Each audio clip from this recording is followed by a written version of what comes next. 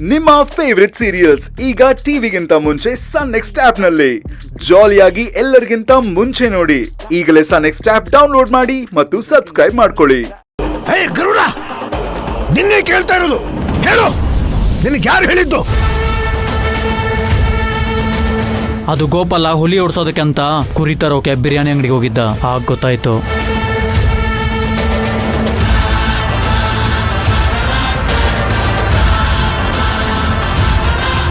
ಲೇ ಗೋಪಾಲ, ಇದು ನೀನು ಮಾಡಿರೋ ಎಡವಟ್ಟು ನೋಡು. ಆಯ್ತು, ಬರೋದೇನೋ ಬಂದ್ಬಿಟ್ರಿ, ಅಲ್ಲಿ ಫೈರಿಂಗ್ ಯಾಕೆ ಮಾಡಬೇಕಾಗಿತ್ತು?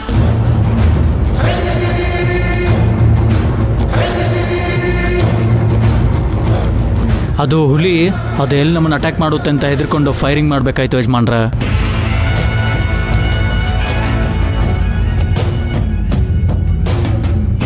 ಬಂದೂಕು ನಮ್ಮ ಹತ್ರನೂ ಇತ್ತು, ಆದರೆ ನಾವು ಯಾಕೆ ಫೈರಿಂಗ್ ಮಾಡಲಿಲ್ಲ ಹೇಳು? ತೀರಾ ಎಮರ್ಜೆನ್ಸಿ ಇದ್ರೆ ಮಾತ್ರ ಫೈರಿಂಗ್ ಮಾಡಬೇಕು ಅಂತ ರೂಲ್ಸ್ ಹೇಳುತ್ತೆ. ಅಕಸ್ಮಾತ್ ಹುಲಿ ಏನಾದರೂ ನಿಮ್ಮ ಮೇಲೆ ಅಟ್ಯಾಕ್ ಮಾಡ್ತು ಅಂತಂದರೆ ನಿನ್ನ ಜೀವ ರಕ್ಷಣೆಗೋಸ್ಕರ ಮಾತ್ರ ನೀನು ಫೈರಿಂಗ್ ಮಾಡಬೇಕು. ಅದು ಹುಲಿ ಮೇಲಲ್ಲ, ಹುಲಿನ ಹೆದರ್ಸೋಕ್ಕೆ ಸೈಡಲ್ಲಿ ಫೈರ್ ಮಾಡಬೇಕು. ನೀವು ನೋಡಿದ್ರೆ ಏಕಾಏಕಿ ಹುಲಿ ಮೇಲೇನೆ ಫೈರ್ ಮಾಡಿದ್ದೀರಾ. ಆದರೆ ನಿನ್ನ ದೇಹದಲ್ಲಿ ಹುಲಿ ಅಟ್ಯಾಕ್ ಮಾಡಿರೋ ಯಾವ ಗುರುತು ಕಾಣಿಸ್ತಾ ಇಲ್ಲ. ಅಂದರೆ ನಿನ್ನ ಉದ್ದೇಶ ಹುಲಿನ ಓಡಿಸೋದಾಗಿರಲಿಲ್ಲ, ಹುಲಿನ ಬೇಟೆಯಾಡೋದೇ ಆಗಿತ್ತು ಅಲ್ವಾ?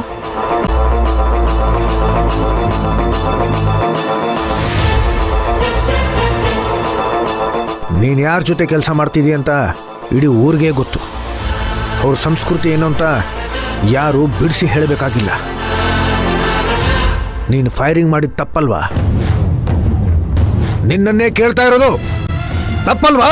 ಖಂಡಿತ ಇಲ್ಲ ಯಜಮಾನ್ರೆ, ಯಾಕಂದ್ರೆ ಅಲ್ಲಿ ಯಾವ ಹುಲಿನೂ ಇರಲಿಲ್ಲ.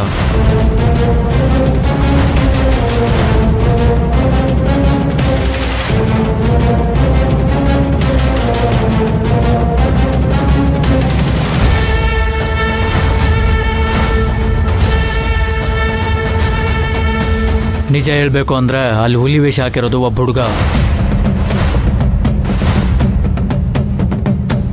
ಯಾಕೆ ಆಶ್ಚರ್ಯ ಆಗ್ತಿದೆಯಾ ಯಜಮಾನ್ರೆ?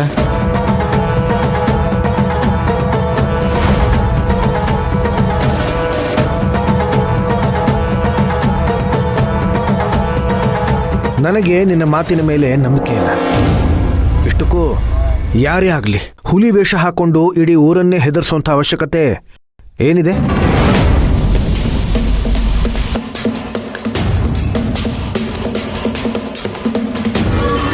ಕಳ್ತನ ಮಾಡೋದಕ್ಕೆ ಯಜಮಾನ್ರೆ. ಇದೆಲ್ಲ ಹಸುಗಳನ್ನ ಕುರಿಗಳನ್ನ ಕಳ್ತನ ಮಾಡೋರ ಹೊಸ ಟ್ರಿಕ್ಸ್. ಹುಲಿ ವೇಷ ಹಾಕೊಂಡು ಊರೊಳಗಡೆ ಬಂದರೆ ಯಾರು ಗುರ್ತಿಡಿಯಲ್ಲ. ಹಾಗೆ ಹುಲಿ ತಪ್ಸ್ಕೊಂಡ್ಬಂದಿದೆ ಅಂತ ಸುದ್ದಿ ಹಬ್ಸಿದ್ರೆ ಯಾರಿಗೂ ಅದನ್ನು ಹುಡ್ಕೋ ಧೈರ್ಯ ಬರಲ್ಲ. ನಮಗೆ ಇದು ಕಳ್ಳರ ಕೆಲಸ ಇರ್ಬೋದು ಅಂತ ಅನುಮಾನ ಬಂತು. ಅದಕ್ಕೆ ನಾವು ಹುಲಿ ಹಿಂದೆ ಬಿದ್ದಿದ್ವಿ. ಆದರೆ ನನ್ನ ಕೈಗೆ ಸಿಕ್ಕಿರೋದು ಒಬ್ಬ ಹುಲಿ ವೇಷ ಹಾಕೊಂಡಿರೋ ಹುಡುಗ.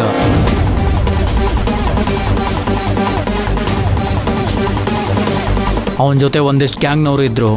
ಹಾಗಾಗಿ ನಾವು ಫೈರಿಂಗ್ ಮಾಡಬೇಕಾಯ್ತು. ಅವರೆಲ್ಲರೂ ಊರು ಬಿಟ್ಟು ಓಡೋದ್ರೆ ಯಜಮಾನ್ರೆ, ಇನ್ನು ಅವ್ರ ಜನದಲ್ಲೂ ಇಲ್ಲಿ ತಲೆ ಹಾಕಲ್ಲ. ಹುಲಿ ಹೆಸರಲ್ಲಿ ಲೂಟಿ ಮಾಡೋಕೆ ಬಂದಿರೋರನ್ನ ಓಡಿಸಿ ಊರಿಗೆ ಉಪಕಾರ ಮಾಡಿದ್ದೀನಿ. ಇದನ್ನು ನಾನು ಮಾಡಿದೆ ಅಂತ ಹೇಳಿದರೆ ಯಾರೂ ನಂಬಲ್ಲ. ಅದಕ್ಕೆ ಸುಮ್ಮನಾಗ್ಬಿಟ್ಟೆ. ಇನ್ನೂ ಏನಾದರೂ ಕೇಳೋದಿದೆಯಾ ಯಜಮಾನ್ರೆ?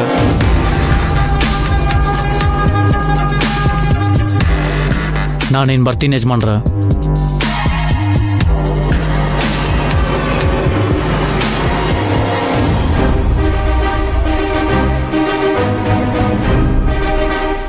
ಅಬ್ಬಾ ಅಳಿಯಂದ್ರೆ, ಈಗ ನನಗೆ ಸಮಾಧಾನ ಆಯಿತು.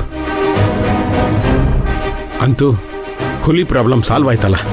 ಸಾರ್, ನಿಮಗಿಂತ ಜಾಸ್ತಿ ನನಗೆ ಖುಷಿ ಆಗ್ತಿದೆ ಸಾರ್. ಸದ್ಯ ನಾನು ಒಪ್ಕೊಂಡಿದ್ದು ಮೊದಲನೇ ಕೆಲಸ ಸಕ್ಸಸ್ ಆಯ್ತಲ್ಲ. ಈಗ ನಾನು ನೆಮ್ಮದಿಯಾಗಿ ಹೋಗ್ಬೋದು. ಈ ನಡುವೆ ಕಳ್ಳರೆಷ್ಟು ಬುದ್ಧಿವಂತರಾಗಿದ್ದಾರೆ ಅಂತ ಇದರಿಂದನೇ ಗೊತ್ತಾಗುತ್ತೆ. ಹೌದು ಯಜಮಾನ್ರೆ, ಇನ್ಮೇಲೆ ಎಲ್ಲರೂ ಅವ್ರವ್ರ ಕೆಲಸನ ಆರಾಮಾಗಿ ಮಾಡ್ಬೋದು. ಇದ್ದ ಖುಷಿಗೆ ಇವತ್ತು ರಾತ್ರಿ ನಾನು ಸಿಟ್ಟಿಂಗ್ ಹಾಕ್ಬಿಡ್ತೀನಿ.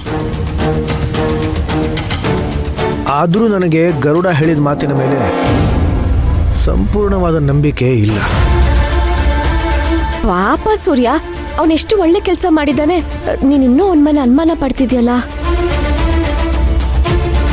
ಹೌದು ಅಳಿಯಂದ್ರೆ, ಎಲ್ಲರೂ ಎಲ್ಲ ಸಮಯದಲ್ಲೂ ಕೆಟ್ಟವರಾಗಿರೋದಕ್ಕೆ ಸಾಧ್ಯ ಇಲ್ಲ ಅಲ್ವಾ?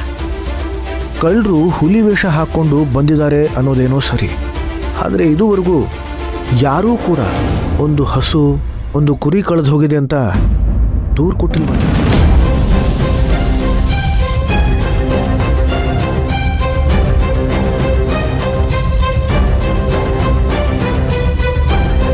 ಇರಲಿ, ನನ್ನ ಅನುಮಾನಕ್ಕೆ ಸರಿಯಾದ ಉತ್ತರ ನನಗೆ ಸಿಗ್ತಾ ಇಲ್ಲ. ಆದರೂ ನಿಮ್ಮ ನಂಬಿಕೆ ಮೇಲೆ ನಾನು ವಿಶ್ವಾಸ ಇಡ್ತೀನಿ. ಬಾಬಾ, ನಾಳೆನೇ ಹುಲಿ ಸಮಸ್ಯೆ ಬಗೆಹರಿತು ಅಂತ ಡಂಗೂರ ಸಾರಿಸ್ಬಿಡಿ. ಎಲ್ಲರೂ ಅವರವ್ರ ಕೆಲಸ ಮಾಡಿಕೊಳ್ಳಿ.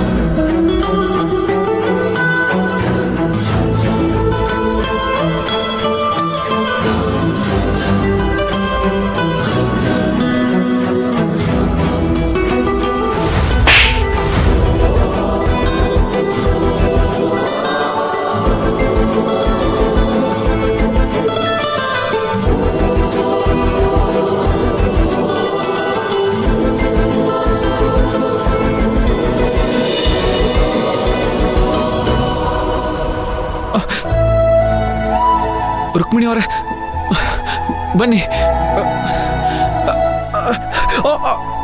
ನಿಧಾನ ಕೃಷ್ಣ.